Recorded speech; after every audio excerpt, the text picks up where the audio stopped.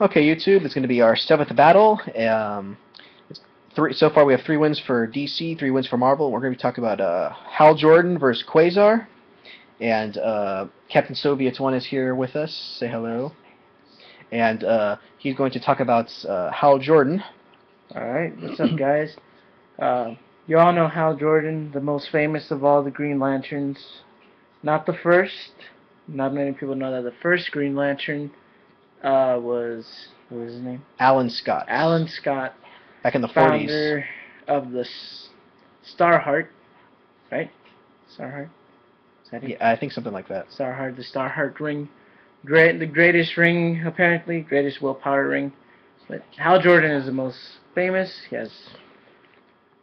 He has more feats because he's been used the most. Became the Spectre, became Parallax. Just great guy. Yeah. And he could go he could fly the speed of light. His his strength can just amp up with his constructs. Yeah. So what makes in Quasar versus Hal Jordan? Since Hal Jordan is the greatest, not counting Kilowatt, greatest of all the Green Lanterns, his strength varies on his willpower and the durability of his constructs. His speed is the speed of light. His reaction speed is regular human. So whatever we can react to, Hal Jordan can react to. So that's something in his downfall. Regular base strength, he's as strong as a human. Like I said again, his strength varies on his constructs. His ring allows him to make energy shields, anything you can imagine, basically. In DC, so-called the most powerful weapon in the universe.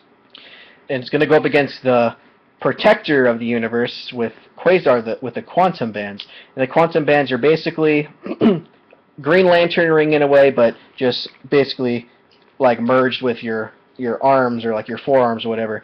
And unlike the rings that have to be charged, the quantum bands have limitless energy and they don't have to be recharged.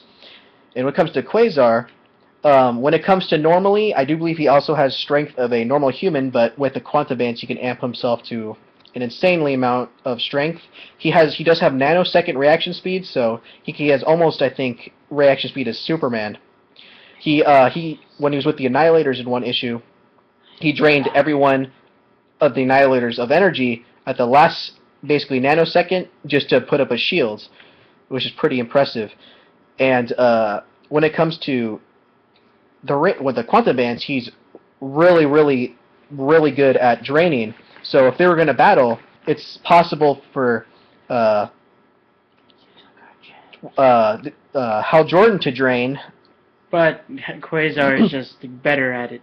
Yeah, it's.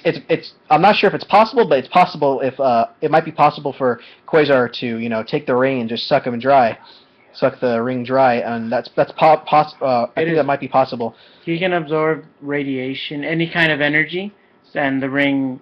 There's been some comics where Hal Jordan's ring or any Green Lantern's ring has just been drained out of energy. Yeah, and also the quantum bands can also do constructs, so it's kind of like a Green Lantern ripoff type thing.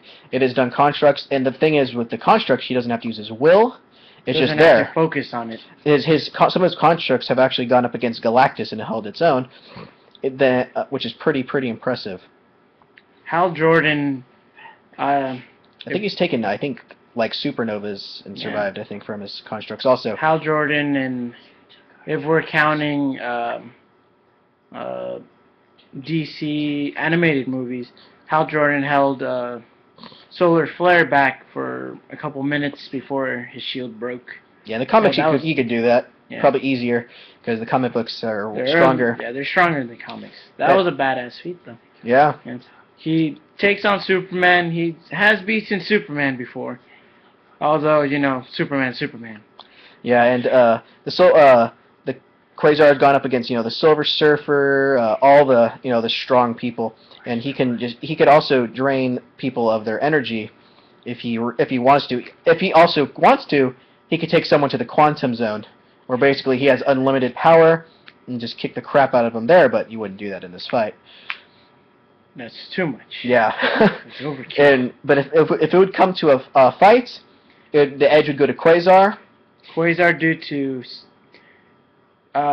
reaction speed, better constructs, better absorption. I think better speed. And when it comes to them fighting, if they couldn't get a KO or kill on each other, they're gonna fight until basically Hal Jordan's ring finally just gives out, and Quasar's just gonna go for the finishing blow because he can fight on Forever. basically forever. His energy is never gonna run out. Although, does his stamina run out? It probably would. They're probably about the same. Yeah. I would think because they're both human. If we don't count stamina, then I say Hal Jordan would lose due to his ring running out of energy.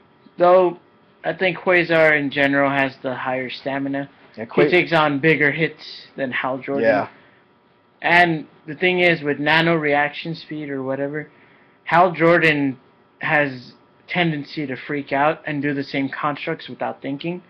Quasar can adapt and react faster to a situation than Hal Jordan.